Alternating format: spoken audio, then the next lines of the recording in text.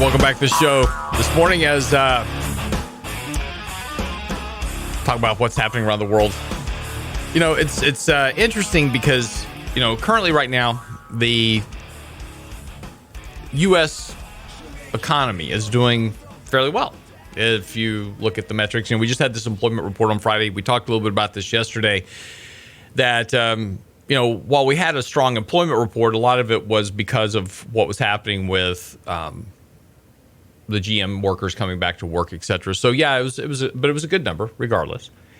And take a look at kind of the rest of the world, and the rest of the world really not doing so well. Got, you know, lots of countries on the verge of recession, you know, interest rates, negative rates, et cetera. Manufacturing really kind of globally remains very weak. One of the kind of the more interesting indicators, we buy a lot of stuff from South Korea.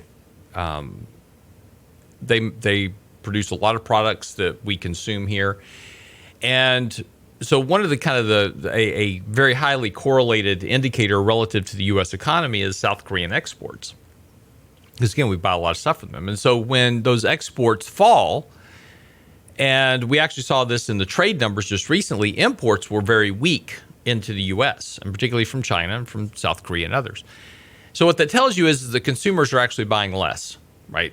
So if imports are falling, we had a narrower trade deficit. Our trade deficit narrowed because imports fell faster than exports. And, you know, that's an important point because that means that we're consuming less. And consumption is 70% of the economy. So it's something that you pay attention to. But yet, it doesn't seem to be affecting anything at this point. Everything seems to be kind of going just kind of gangbusters. Most of the economic data is good. Consumption, retail sales seem to be okay. Now, we're going to get some revisions to a lot of this data over the course of the next few months, right? So we'll see, you know, coming out of the Black Friday, or the, I should say, coming out of Black Week and then Cyber Week, because it's no longer a day, right? It's no longer Black Friday. It's Black Week because we started sometime in October. But you know, I figure we're gonna get to the point, Brent, at some point that Black Friday will start the day after Thanksgiving and run until Wednesday of the next year. So it'll just be. I'm say right after the 4th of July. Exactly. You know, let's just one big blend. Exactly. July 4th holiday shopping to Black Friday. You have 2 shopping periods. Exactly. Hot and cold weather. But yeah, so this is kind of the issue, but like I said, you know, we'll see. You know, those are all estimates right now about you know, how good the holiday shopping was. But again, you know, 2 things when you look at the numbers: were the numbers higher? Yes. What we don't talk about, of course, is that the population is larger.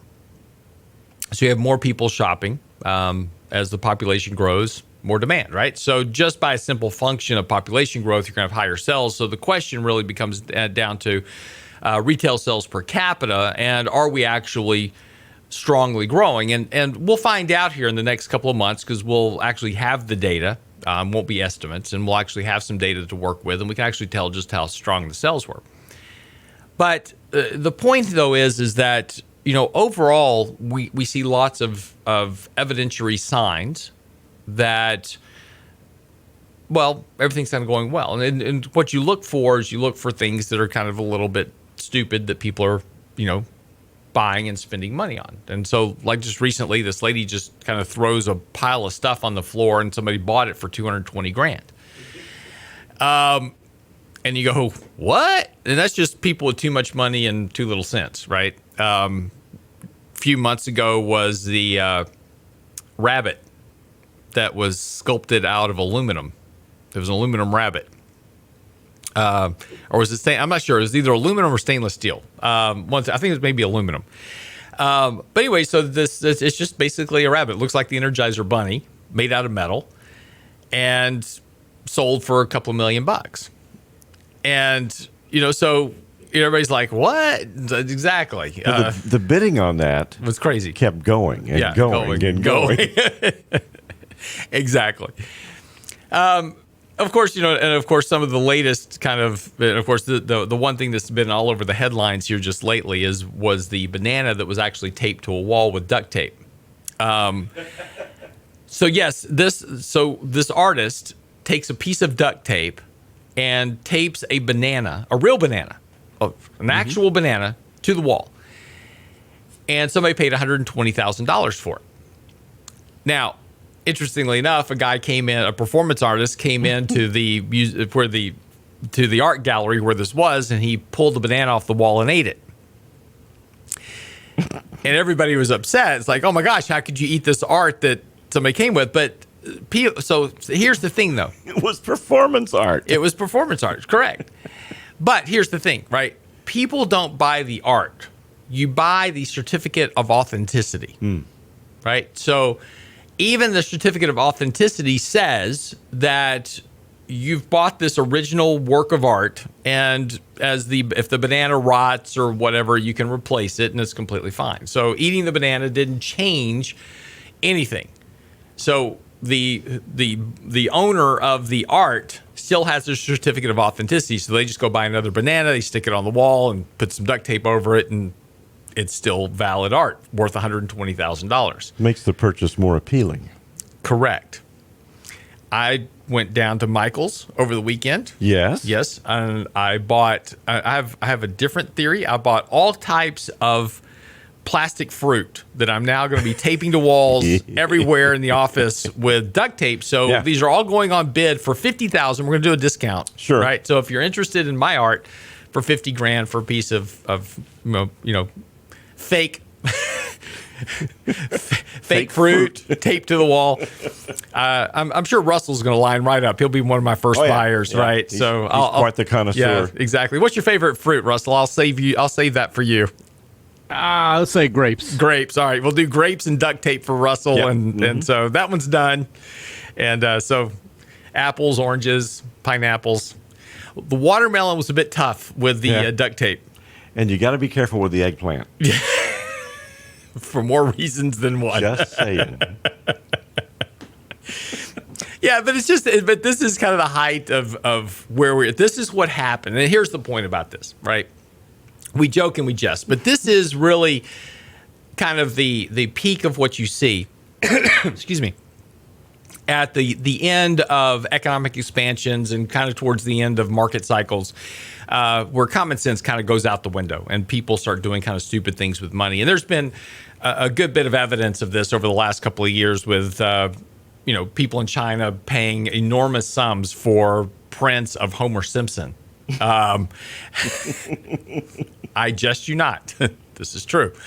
But that's what you see. So again, this is kind of where we are within the cycle. And it's always interesting. Now, the latest, by the way, the latest evolution of this banana art was, so the artist tapes the banana to the wall with duct tape, sells it for $120,000. The performance artist comes in, eats the banana for nothing. He didn't get anything for that, but he made his mark, right? He got publicity out of that. He should have sold tickets.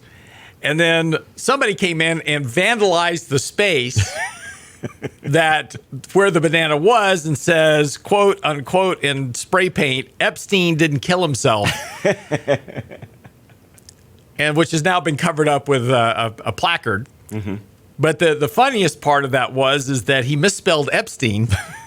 So not only was he a vandal, he was an illiterate vandal, which may have value in and of itself. Somebody should cut out the sheetrock and maybe sell that for $120,000. So it's Epstein? It's exactly.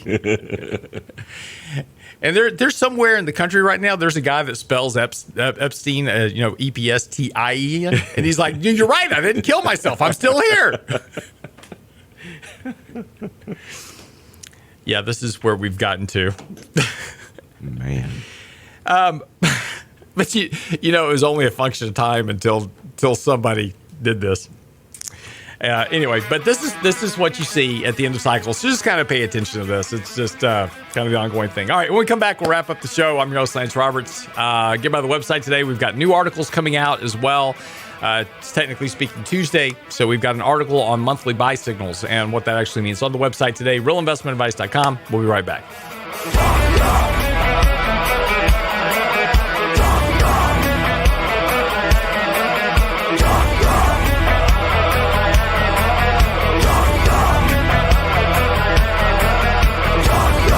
Real Investment Show podcasts are now available on iTunes. Listen anyplace, anytime at iTunes.com.